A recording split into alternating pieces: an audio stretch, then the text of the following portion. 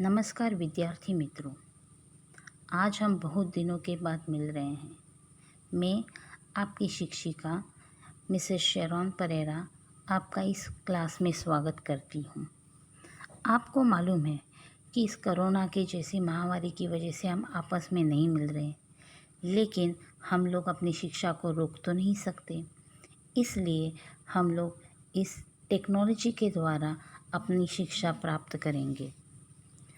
आपको मालूम है कि इंसान अपने जीवन में कुछ ना कुछ नया सीखता रहता है। वह नया इसलिए सीखता है कि जब वो कुछ नया सीखता है तो उसे आगे चलने की प्रेरणा प्राप्त होती है। और हर इंसान अपने जीवन में कुछ नयापन ज़रूर चाहता है। हमारी हिंदी पाठ्य पुस्तक युवक भारती में पहले पाठ में नवनिर्माण, इस पाठ में कवि त्रिलोचन जी हमसे यही बताने वाले हैं। किसी भी कविता को जानने से पहले उसकी लेखक के बारे में अगर हमें जानकारी होगी तो हम लोगों को कविता सीखना बहुत आसान होता है। त्रिलोचन जी के बारे में देखा जाए तो वह हिंदी के नवनिर्माण कवि माने जाते हैं। आपका जन्म उत्तर प्रदेश के सुल्तानपुर जिले के कटघरा चिरानी पट्टी में जगरदेव सिंह के घर 20 अगस्त 1917 में हुआ। त्रिलोचन शास्त्री जी का मूल नाम वासुदेव सिंह था। उन्होंने काशी हिंदू विश्वविद्यालय से एमए अंग्रेज़ी एवं लाहौर से संस्कृत में शास्त्री की उपाधि प्राप्त की थी। उत्तर प्रदेश के सुल्तानपुर जिले के छोटे से गांव से बनारस विश्वविद्यालय तक आपने अपने सफ़र में दर्जनों पुस्तकें लिखी और हिंदी साहित्य को समृद्ध किया। शास्त्री बाजारवाद के धूर विरोधी थे। हालांकि उन्होंने हिंदी में प्रयोग धार्मिकता का समर्थन किया। उनका कहना था, भारत में जितने प्रयोग होंगे वह उतनी ही समृद्ध होगी। शास्त्री ने हमेशा ही नवसृजन को बढ़ावा दिया। वह नए लेखकों के लिए उत्प्रेरक थे। सागर के मुक्तिबोधक सृजन पीठ पर भी वे कुछ साल रहे। त्रिलोचन शास्त्री हिंदी के अतिरिक्त अरबी और फारसी भाषाओं के निष्णात ज्ञाता माने जाते थे। पत्रकारिता के क्षेत्र में वे खासे सक्रिय रहे हैं। उन्होंने प्रभाकर, वानर, हंस, आज, समाज जैसे पत्र पत्रिकाओं का संपादन किया। आपने काव्य क्षेत्र में प्रयोग धार्मिकता का समर्थन किया और नवसृजन करने वालों को प्रेरणा स्रोत बने रहे।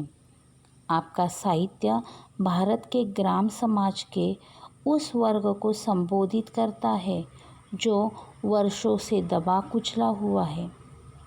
आपकी साहित्यिक भाषा लोक भाषा से अनुप्राणित है। सहज, सरल तथा मुहावरों से परिपूर्ण भाषा आपके साहित्य को लोकमानस तक पहुंचाकर जीवंतता भी प्रदान करती है। हिंदी साहित्य में उत्कृष्ट योगदान के लिए आपको शास्त्री और साहित्य रत्न जैसे उपाधियों से भी सम्मानित किया जा चुका है। इसके अलावा आपको उत्तर प्रदेश हिंदी समिति पुरस्कार, हिंदी संस्थान सम्मान, मैथिली शरण गुप्त सम्मान, शलाका सम्मान, भवानी प्रसाद मिश्र राष्ट्रीय पुरस्कार, सुलभ साहित्य अकादमी सम्मान, भारतीय भाषा परिषद सम्मान आदि से भी सम्मानित किया गया है। आपने अनेक कृतियाँ लिखी हैं, जिनमें धरती, दिगंबर, गुलाब और बुलबुल, उस जनपद का कवि हूँ, सबका अपना आकाश, यह आपका कविता संग्रह प्रसिद्ध है। देशकाल, यह आपका कहानी संग्रह प्रसिद्ध है। दैनंदिनी, यह डायरी आपकी बहुत ज़्यादा प्रसिद्ध है। कविता की विधा के बारे में देखें तो यह चतुष्पदी मतलब 4 वर्णों वाला छंद होता है। यह चौपाई की तरह ही होता है। इसमें 4 चरण होते हैं। इसके प्रथम, द्वितीय और चतुर्थ चरण में तुकबंदी होती है। भाव और विचार की दृष्टि से प्रत्येक चतुष्पदी अपने आप में पूर्ण होती है। पाठ परिचय। प्रस्तुत चतुष्पदियों में कवि का आशावाद दृष्टिगोचर होता है। वर्तमान समय में सामान्य मनुष्य के लिए संदर्भ करना अनिवार्य हो जाता है। कवि मनुष्य को संघर्ष करने और अंधेरा दूर करने की प्रेरणा देते हैं। कवि जीवन में व्याप्त अन्याय, अत्याचार, विषमता और निर्बलता पर विजय पाने के लिए कवि बल और साहस एकत्रित करने का आह्वान करते हैं।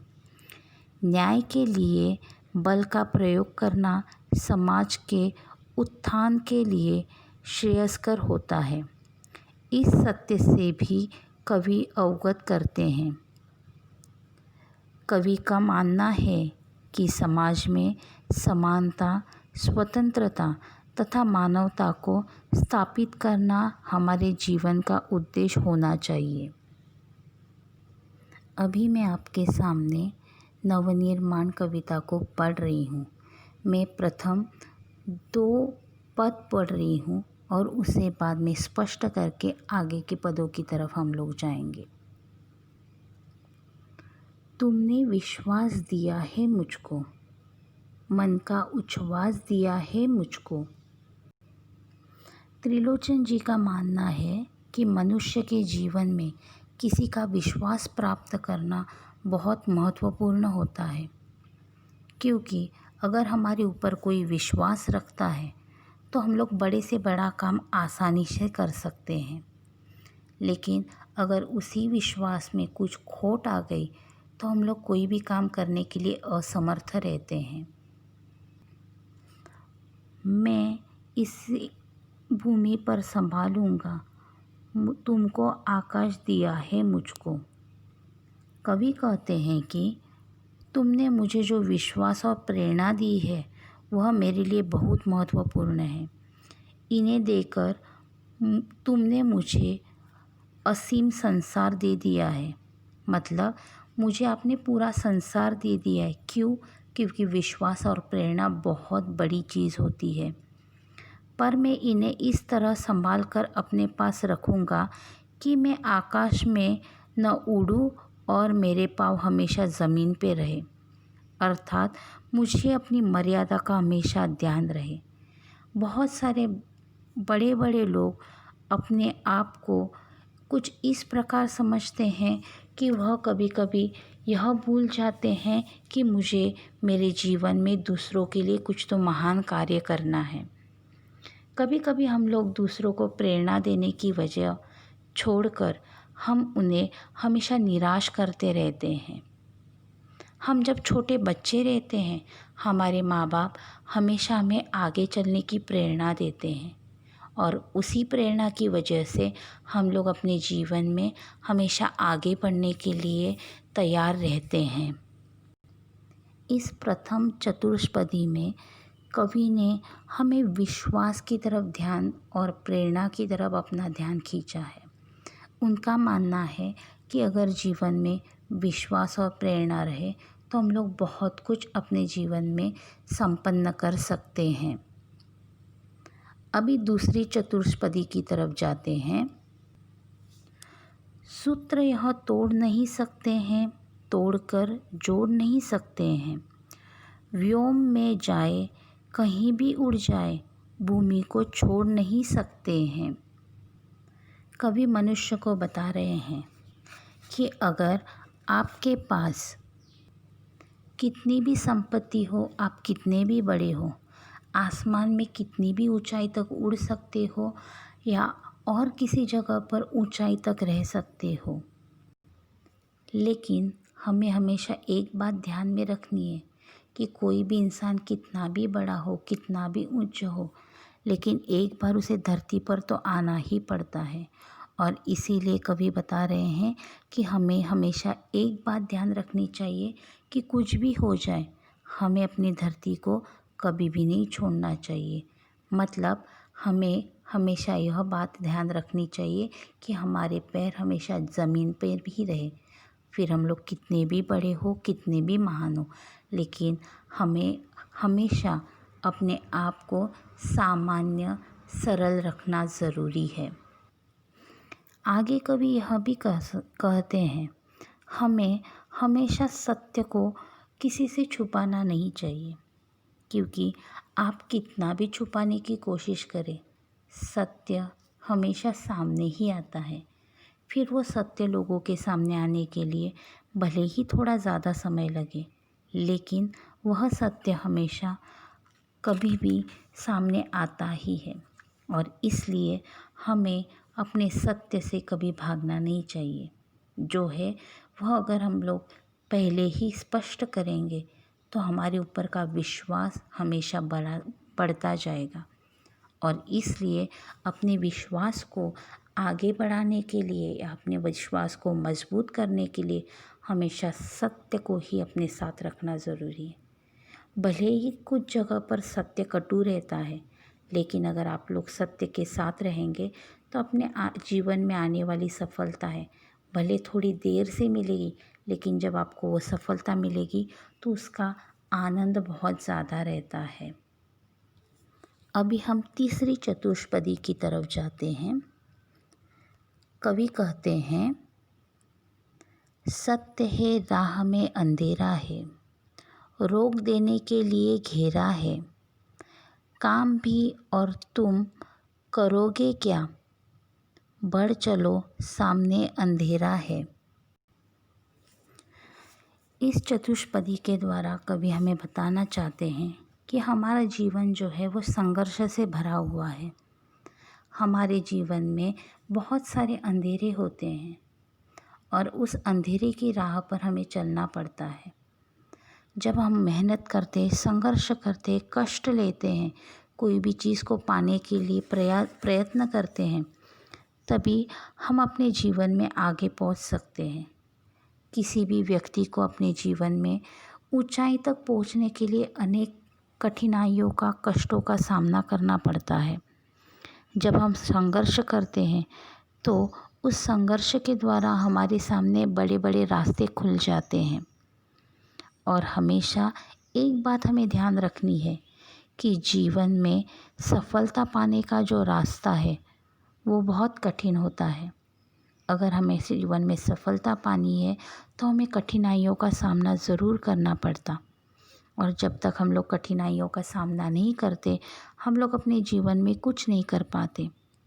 इसीलिए कभी हमें प्रेरणा देने के लिए कह रहे हैं कि हमारे सामने इस अंधेरे और इस कठिनाई से भरे हुए रास्ते से चलने के अलावा और कोई भी पर्याय नहीं है।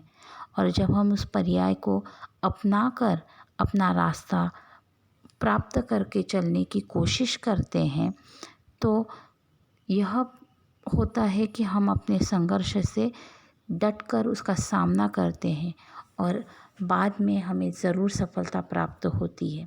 और सफलता का रास्ता हमेशा संकटों से घिरा हुआ रहता है, यह हमें कभी नहीं भूलना चाहिए। इसलिए जब हम लोग मेहनत करेंगे तो जीवन में सब कुछ पा सकते हैं।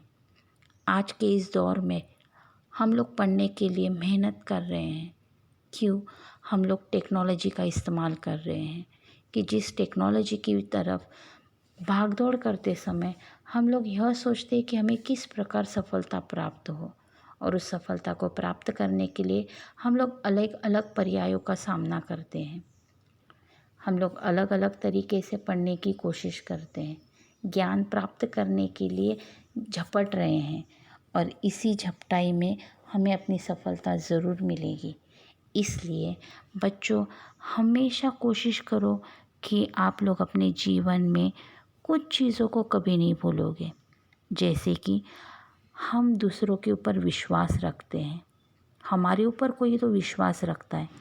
हम यह कोशिश करेंगे कि हमारा ऊपर का विश्वास कभी भी टूटे ना। हमें अपने जीवन में आगे चलने के लिए या आगे बढ़ने के लिए, सफलता पाने के लिए हमेशा कोशिश करनी है। जब तक हम लोग कोशिश नहीं करेंगे, हम लोग अपने रास्ते को नहीं पा सकते हैं। कितनी भी मुसीबत आ जाए, उस मुसीबत का अगर आप लोग डट के सामना करोगे, आप अपने जीवन में सफलता ज़रूर पाओगे। यहाँ तक कि नवनिर्माण के 3 चतुष्पदियाँ हम लोगों ने ख़त्म की है। बाकी के जो है वो हम लोग अगले क्लास में कंप्लीट करेंगे। धन्यवाद।